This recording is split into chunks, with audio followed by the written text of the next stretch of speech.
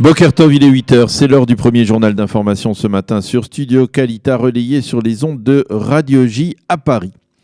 Le leader d'Israël Beiteinu, Avigdor Lieberman, a jeté hier soir un pavé dans la mare politique israélienne. Dans une interview accordée à la chaîne 12 de la télévision israélienne, Lieberman a rappelé qu'il fallait tout faire pour former un gouvernement d'union nationale, mais il a souligné que dans le cas contraire, entre Gantz et Netanyahou, il soutiendra celui qui acceptera de renoncer à ses revendications, à savoir renoncer au bloc de droite religieux pour Netanyahou ou renoncer à son opposition au plan proposé par le président Rivlin pour Benny Gantz. Cette déclaration a provoqué une très vive effervescence dans la classe politique. Dans l'entourage de M. Netanyahou, on affirme qu'il n'est pas question de céder à l'ultimatum de Lieberman et l'on souligne que le bloc des 55 députés reste plus solide que jamais.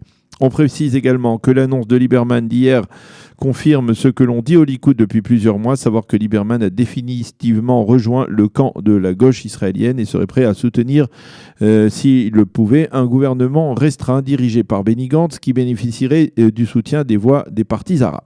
Du côté de Bleu-Blanc, plusieurs responsables de la formation se disent opposés au plan du président Rivlin, mais il semble que Benny Gantz lui-même pourrait finalement accepter une telle proposition. Il faut souligner qu'il ne reste que 10 jours à Benny Gantz pour former un gouvernement. Cette déclaration d'Avigdor Lieberman a quelque peu fait oublier l'annonce faite vendredi, peu avant l'entrée du Shabbat, d'un retour de Naftali Bennett au sein du gouvernement de Binyamin Netanyahou. Et on peut dire une sorte de retour par la grande porte, puisque Bennett va devenir ministre de la Défense. Le gouvernement réuni ce matin en Conseil des ministres doit valider cette nomination.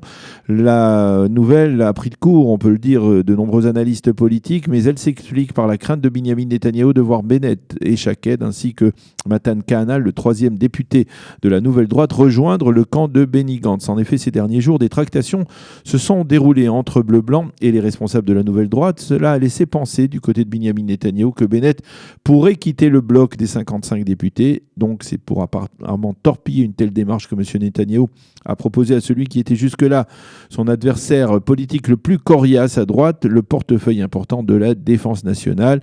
Bennett devient donc ministre de la Défense à une période extrêmement tendue sur le plan sécuritaire, en particulier dans le nord d'Israël, avec les menaces répétées que l'Iran et ses alliés font peser sur l'État d'Israël. Il faut souligner d'abord qu'Ayelet Shaked a renoncé à un petit portefeuille ministériel dans ce gouvernement Netanyahou afin que son allié Naftali Bennett devienne ministre de la Défense. Ensuite, que Bennett a accepté le principe d'une nomination provisoire qui sera annulée en cas de formation d'un gouvernement d'union nationale ou même en cas de formation d'un gouvernement restreint conduit par Binyamin Netanyahou. Enfin, il a été décidé que les 3 députés de la nouvelle droite allaient rejoindre le Likoud et fusionner donc avec le grand parti de droite, mais Binyamin Netanyahou a garanti au leader du Likoud qu'il n'avait pas prévu d'accorder une place automatique dans la prochaine liste du Likoud aux élections aux 3 députés de la nouvelle droite. Dernier point politique pour ce matin, Binyamin Netanyahou a également demandé à Aryeh Deri, le leader du parti Chasse et ministre de l'Intérieur, d'envisager le vote d'un amendement à la loi permettant la tenue d'élections pour le poste de Premier ministre au suffrage universel direct. Mais hier soir, là encore, Avigdor Lieberman a affirmé qu'il n'était pas question pour lui de faire passer une telle loi dans le cadre de la 22e Knesset, et donc en l'absence du soutien des 8 députés du parti d'Israël Beiteinu, il semble peu probable qu'un tel projet de loi puisse être amendé.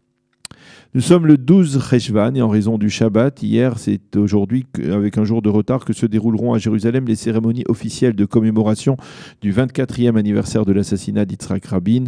À la présidence de l'État à Jérusalem se déroulera la cérémonie traditionnelle de Ner le Yitzhak, d'allumage d'un flambeau du souvenir à la mémoire d'Yitzhak Rabin. Ensuite, en après-midi, la Knesset se réunira en séance extraordinaire et enfin, une autre cérémonie se tiendra, comme le veut la tradition désormais, sur le mont Herzl devant la tombe d'Yitzhak et de Léa Rabin. En soirée, on attend près de 20 000 personnes sur la place Rabin à Tel Aviv pour des rencontres et des dialogues entre les diverses composantes de la société israélienne, des rencontres en présence effective de personnalités intellectuelles telles qu'Adina Bar Shalom, la fille du Rav Ovadia Yosef, Uri Banki, dont la fille Shira a été assassinée lors d'une gay pride à Jérusalem par un orthodoxe. Il y a Ron Zilberman, le metteur en scène du film Les Journées Terribles, qui relate la période de l'assassinat d'Yitzhak Rabin, et d'autres personnalités encore.